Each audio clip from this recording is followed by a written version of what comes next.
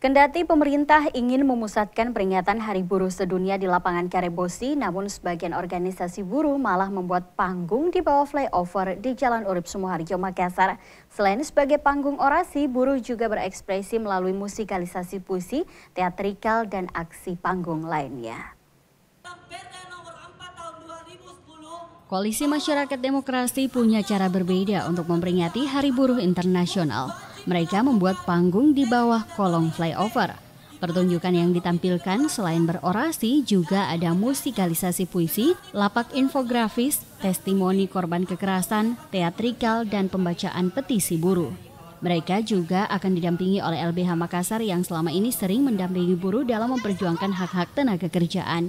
Dengan adanya aksi solidaritas buruh ini diharapkan agar semua elemen bisa peka terhadap isu-isu buruh. Buruh merupakan pilar pembangunan ekonomi negara yang harus diperhatikan kesejahteraannya. Ya, panggung ini adalah panggung bebas ekspresi, di mana digagas oleh 30 lebih organisasi yang selama ini geram dengan kondisi yang sudah sangat timpang.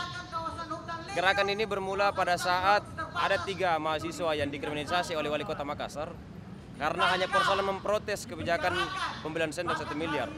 Sampai sekarang teman kami masih di status buron oleh pihak kepolisian, tetapi di saat yang sama mereka juga adalah korban penganiayaan dan sampai sekarang pelaku dalam hal ini preman dan Satpol PP dari Kota Makassar itu belum sampai sekarang tidak pernah diperiksa sama sekali, bahkan statusnya justru sangat timpang.